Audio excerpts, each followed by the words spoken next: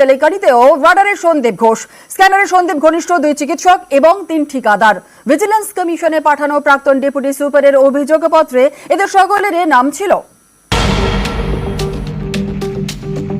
কর্তব্যরত মহিলা চিকিৎসকের দেহ উদ্ধার, তারপরেই তোলপাড়। প্রথম থেকেই আরজি করের ঘটনায় নানা অভিযোগে বিদ্ধ প্রাক্তন অধ্যক্ষ সন্দীপ ঘোষ, যার বিরুদ্ধে অভিযোগের পাহাড়।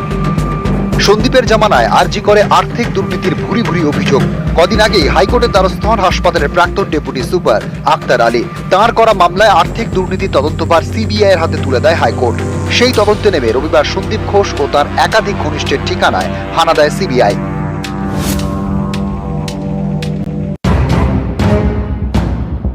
এই সন্দীপের বিরুদ্ধে গত বছরের জুলাইয়ে রাজ্যের ভিজিলেন্স কমিশনে অভিযোগ দায়ের করেন আরজি করের তৎকালীন ডেপুটি সুপার আক্তার আলী। কিন্তু সন্দীপ ঘোষ প্রভাব খাটিয়ে তাঁকেই বদলি করে দেন বলে অভিযোগ। সঙ্গে গন্ডগোল হয় ওই ফেব্রুয়ারি 2023 সালে উনি কিছু অফিসারকে গিফট দিয়েছিলেন, সেই নোটশিটও আমি সই করে নিই এনএমসি ইন্সপেক্টরে। এটা তো ওয়ান কাইন্ড অফ ঘুষ। এগুলো আমি প্রতিবাদ করেছিলাম বলে রাতারাতি আমার শুধু না, অনেক ডাক্তার যারা প্রোটেস্ট করতেন, ওনার নিয়মগুলো মানতেন না, বেআইনি কাজগুলোকে সাপোর্ট করতেন না, রাতারাতি বেছে বেছে তাদেরকে উনি ট্রান্সফার করেছেন। ভিজিলেন্স কমিশনে সন্দীপ ছাড়াও আরজি করের আরো 2 চিকিৎসকের বিরুদ্ধে অভিযোগ জানিয়েছিলেন আক্তার আলী। তারা হলেন অপসারিত সুপার সঞ্জয় বশিষ্ঠ এবং ফরেন্সিক মেডিসিন বিভাগের অধ্যাপক দেবাশিস সোম। দুজনেই সন্দীপ ঘোষের ঘনিষ্ঠ বলে পরিচিত। রবিবার সিবিআই সঞ্জয় ও দেবাশিসের ঠিকানাতেও হানা দেয়। আক্তার আলীর এও অভিযোগ, সন্দীপের জমানায় মাত্র 3 জন ঠিকাদার যাবতীয় বরাত পেতেন। যে 3 ভেন্ডারের দিকে অভিযোগের আঙুল তুলেছিলেন আক্তার আলী তারা হলেন সুমন হাজরা, বিপ্লব সিংহ এবং আফসার আলী। জানা গিয়েছে হাসপাতালে চিকিৎসা সরঞ্জাম সরবরাহ করতেন বিপ্লব। অন্যদিকে হাসপাতাল চত্বরে একটি ক্যাফেটেরিয়া চালাতেন আফসার।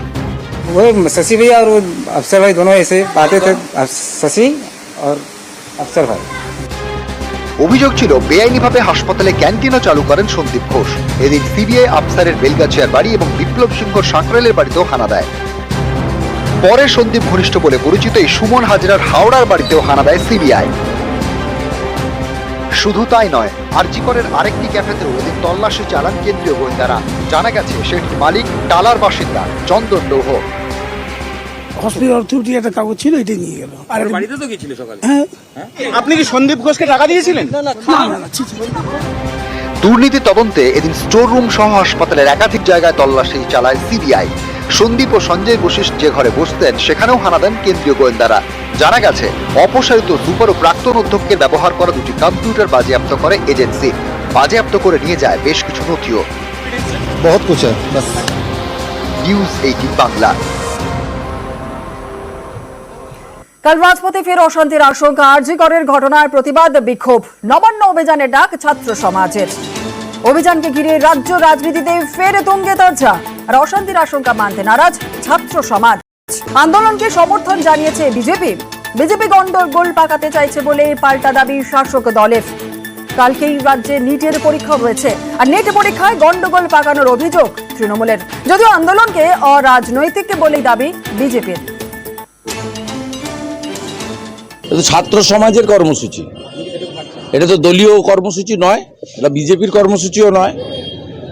আমাদের ভারতীয় জনতা পার্টি তার স্ট্যান্ড অনেক আগে ক্লিয়ার করেছে। আর যেখানে ছাত্র সমাজ বা প্রতিবাদী জনতা, সচেতন নাগরিকরা পতাকা ছাড়া কর্মসূচি করবে, সেখানে ভারতীয় জনতা পার্টির সভ্য সমর্থক, ভোটার, নেতৃত্ব কারো যাওয়ার ক্ষেত্রে বিজেপির কোনো বাধা নেই। অরাজনৈতিক মোড়কে সম্পূর্ণভাবে বিজেপি, তাদের ছাত্র সংগঠন, তারা উদ্দেশ্য প্রণোদিতভাবে মুখোশ পরে মানুষের আবেগকে বিভ্রান্ত করে এই কাজটা করছে।